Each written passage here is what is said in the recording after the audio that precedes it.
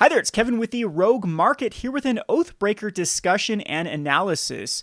So if you have been on social media for the past month, you probably see a lot of discussion concerning Oathbreaker. It's starting to also have some discussion in the finance communities, whether or not this will be a legitimate format that will take off, or if it will just die the way that Brawl, Frontier, or Tiny Leaders died. So let's actually get into it and look at the actual numbers. There have been a few things going for Oathbreaker in the past couple of weeks. The first big one is Southern Community College did post a deck tech for Oathbreaker.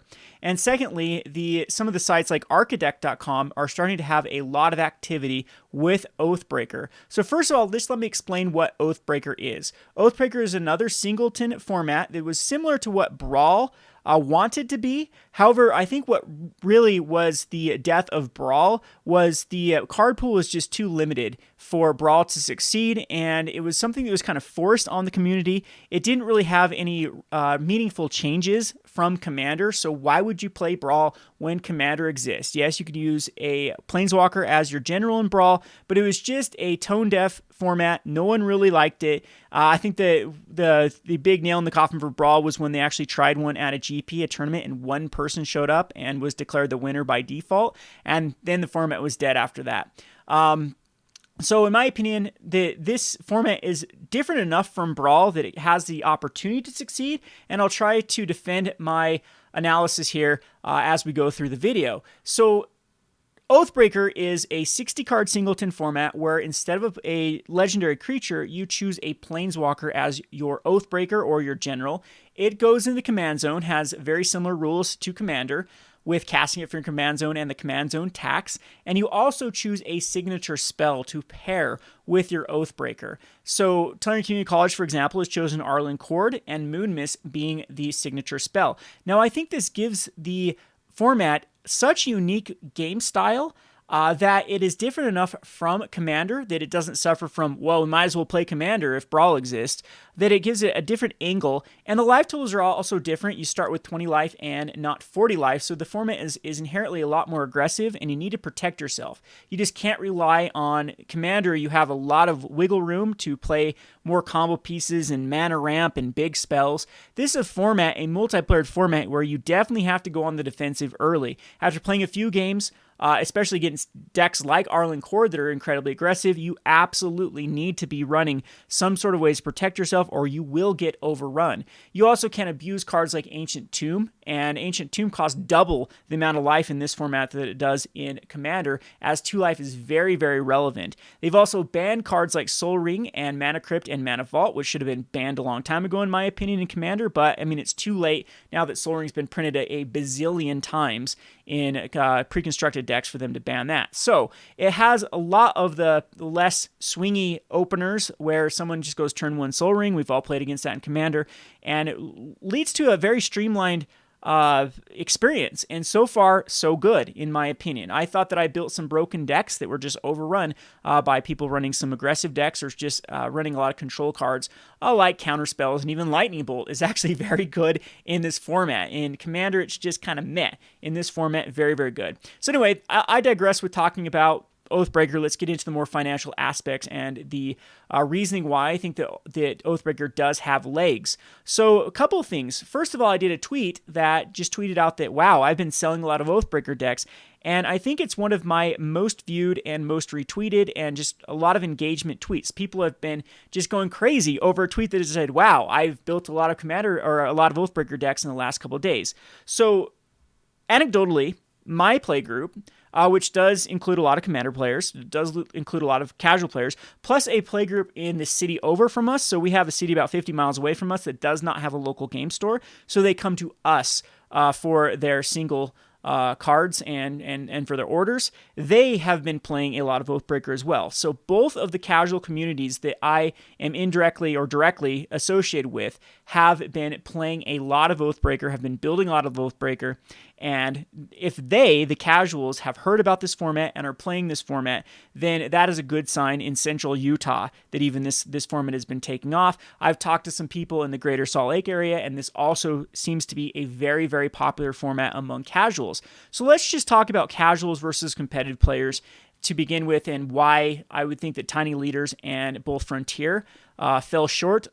First of all, Frontier, I don't think that competitive players are capable of grassroots formats without support from tournaments, especially from either the big names of either like Star City Games, Channel Fireball, or Wiz of the Coast, creating formats or environments for them to play, to be cutthroat and be competitive in. Frontier died the minute the MTGO decided not to support it, where you still had to go in the casual queues and play Frontier against other people. I think that the only thing that Frontier was missing was Wiz of the Coast acknowledging it and creating a format on MTGO, and the format would have thrived.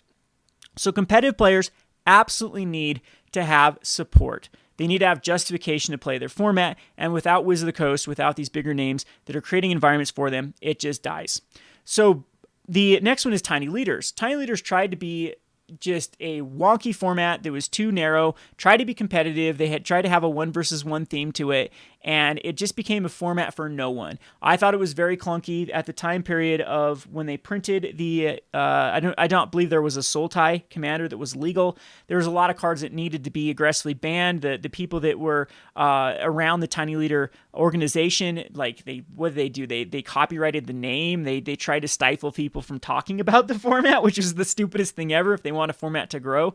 And it was, again, if you look at the ban list, it really looks like it was a really inbred ban list, that it was them playing against their friends, and they didn't like a particular card, and that got axed, while other things that were twice as degenerate were not, because maybe they had a pet association to that card. So anyway, Brawl was just, or Tiny Leaders just had horrible organization, horrible leadership, and it just was a very narrow design to begin with. It didn't make sense after you actually started playing the format. Just way too restrictive.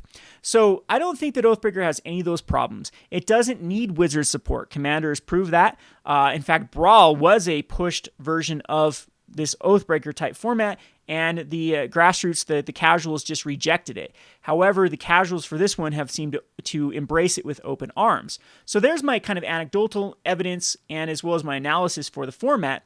Let's actually look at the financial impact of these cards to see if there is any movement. Now, this first came to my attention because I was looking at TCG Player. If you actually just go search TCG Player without typing in anything, it will start to show you cards based upon sales, so which cards have been selling.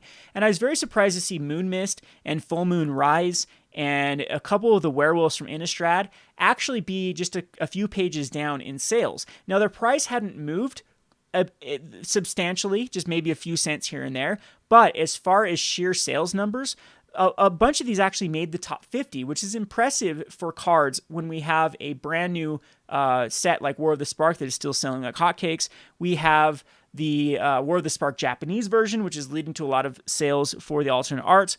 We have a format called Modern Horizons. This actually has pre-sales going on that are starting to actually hit those numbers. And when a format like Oathbreaker or a deck just from one person, Tulane Community College, is starting to be a top 50, top 30 cards sold, you know that there's a lot of movement in the format. Now, I don't even necessarily think that this is going to be a popular Oathbreaker. It seems to be a pet card. You can actually run werewolves in a decent, like the problem with werewolves and commanders, there just isn't a decent general. There isn't a decent payoff. The werewolf card is a fight card, which doesn't really work with the theme.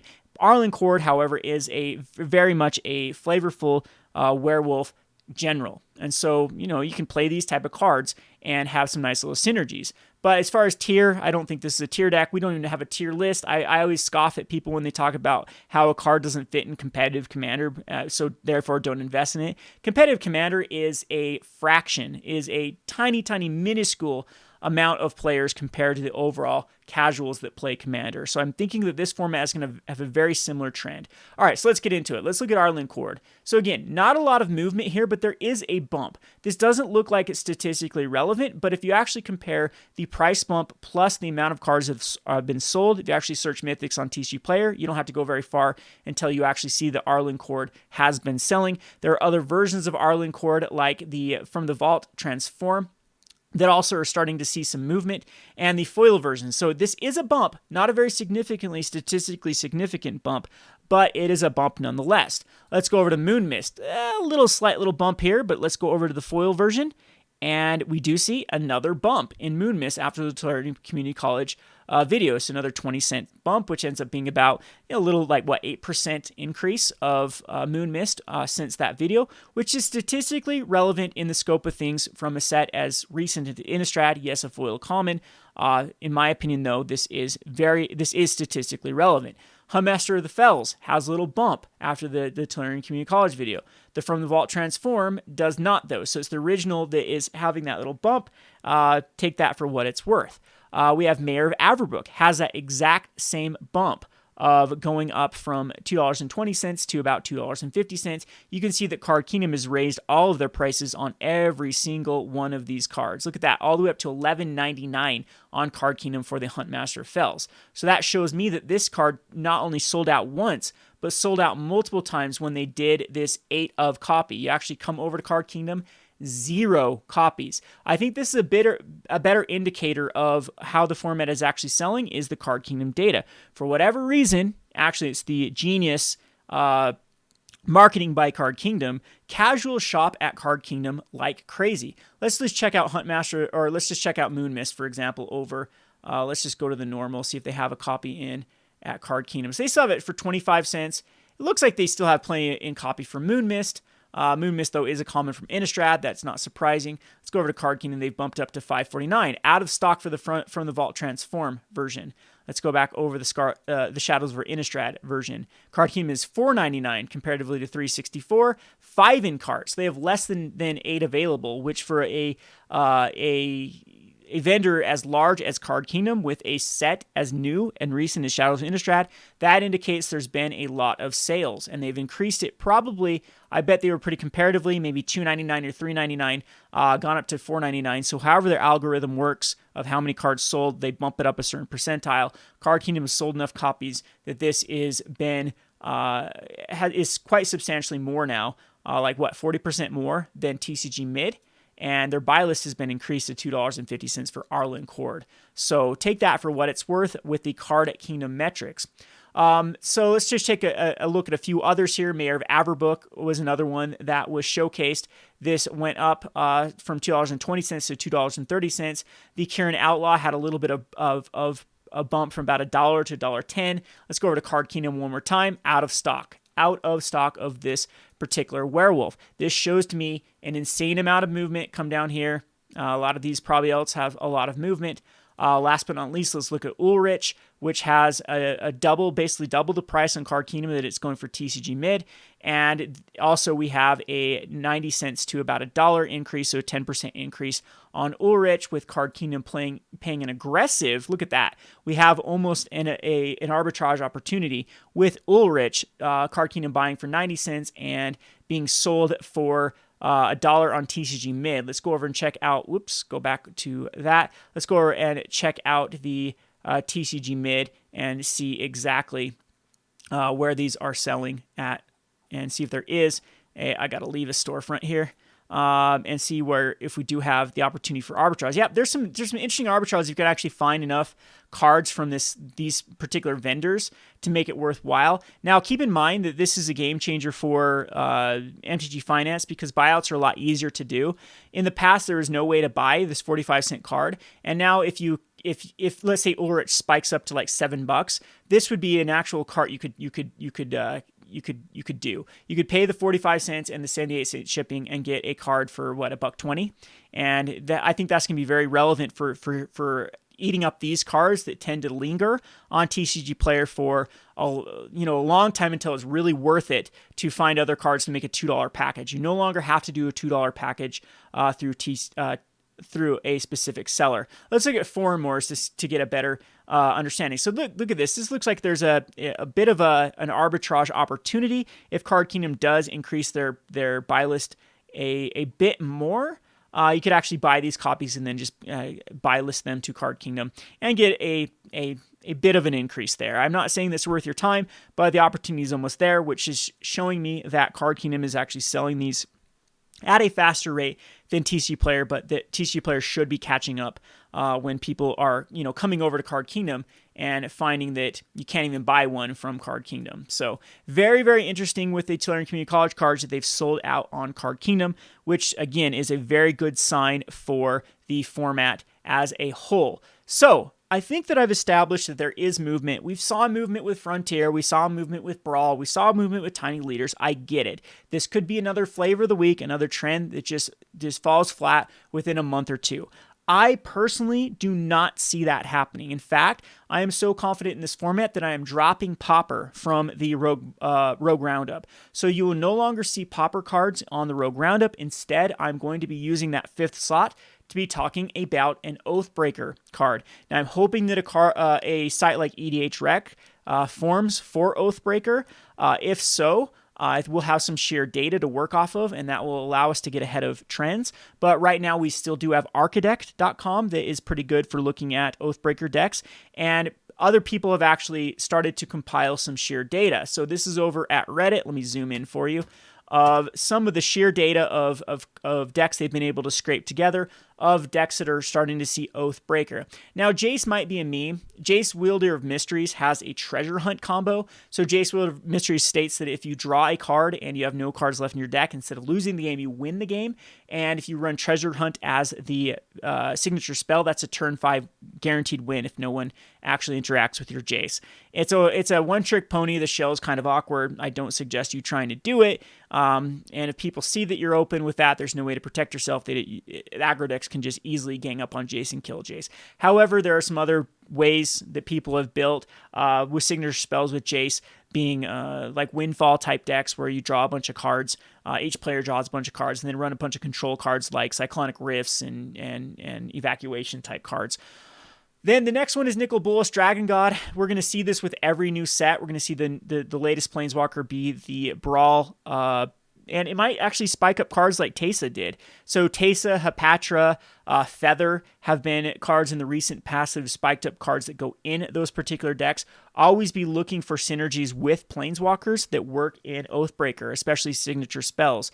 We have Ral, Storm Conduit, Ugin the Spirit Dragon is seeing a lot of play, Saheeli, Sublime Artificer, Vivian, Champion of the Wilds, Nissa, Voice of Zendikar are all statistically significant, and we see a lot of copycats with the Arlen Cord being inspired by Tolarian Community College to build their own werewolf. So if the sheer data only shows 10, and we saw Card Kingdom sell out of cards for Arlen Cord, I'd expect that the rest of these cards, if you actually can find the deck list, are spiking up at a similar rate. We look at the signature spells. All is Dust is a very, very popular card to run as a signature spell. Now you can come over here and look at All is Dust to see if personally, I've sold a couple of these in my store for Oathbreaker decks. In fact, I'm out of All of Dust. It doesn't seem to be statistically relevant, though, with All is Dust for the Oathbreaker format. But if the format does take off, this could be one of the early ones that does go up based upon the signature spells. This looks like it must be Ugin's and probably Karn's signature spell. In fact, one of my customers wanted All is Dust, didn't have one, and they ran Scour of Existence instead in a Ugin ramp deck. Not this Ugin, but the other Ugin that came out of the new set. So I keep my eye on this list. We have Torment of the Hailfire, which has been going up for Commander. Tezzeret's Gambit, that one's a very interesting card. This one might be hard to judge, though, because it just goes with so many other synergies from War of the Spark. See if there has been an increase in Tezzeret's Gambit. There has been, but I don't think that I'd give this towards the Oathbreaker format quite yet. I mean, it's been spiking up in value, mainly due just to all the synergies it has with all the Planeswalkers that came out of War of the Spark. So anyway, I hope this video has given a little bit of insight to Oathbreaker. I'll leave the link in the description below for the sheer data that someone has compiled from Oathbreaker. If the person... Bobby Wilson Zero from Reddit wants to reach out to me and maybe do a collaborative project and tell me where they're scouring the data from. Maybe we can do so and start to find some trends within the Oathbreaker format. So again, yes, I've got some anecdotal evidence. Yes, I've got some weak evidence with Card Kingdom and Tolarian Community College and some of the trends that we've seen. We saw Frontier and Brawl and Tiny Leaders probably take off a lot higher than these ones have. But again, people have been burned so many times by these fringe formats that it's kind of got that effect. It's like, well, let's just wait and see. But in the world of MTG Finance, if you don't take risks, if you are the ones that's staying flat-footed, you miss out on a lot of potential. I do have two strategies in MTG Finance. There's like the Hour of Hour of Promise. No, what's the white hour? Or let's find a better card of that. The known, the reprint, the Commander reprint that gets reprinted, the Zendikar Resurgence, for example, that gets bottomed out because it gets printed in a Commander set. It's used so many times in Commander that I know the demand is going to eventually outstretch the supply, and it's a investment. Crucible of Worlds, there's a good one for you from M19. Then you have your Arclight Phoenix ones. So Crucible Worlds pay off in the long run. You have to be patient. You have to wait. Definitely a certain amount of your finance should be dedicated to the tried, tested, and true, the known. But huge potential payoffs happen from being risky.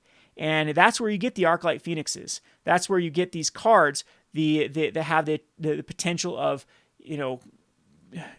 20 times what they were originally. Like for me, buying in at $2 and selling it at $24, that was a substantial gain. It fed my investments for months and months and months after I did that.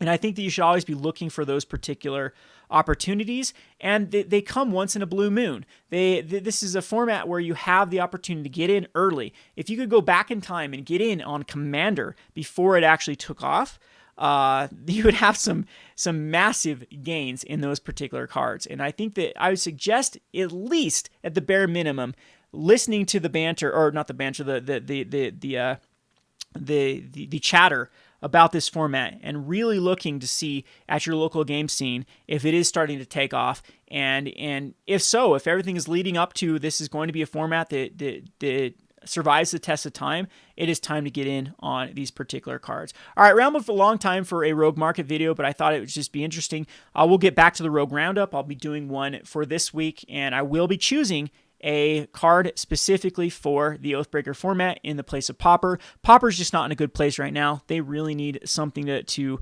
incentivize playing the format.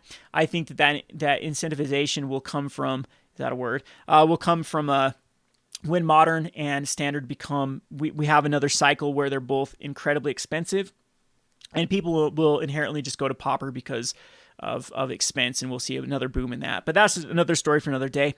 Hope you enjoyed this video. This has been Kevin with the Rogue Market. Thanks for watching.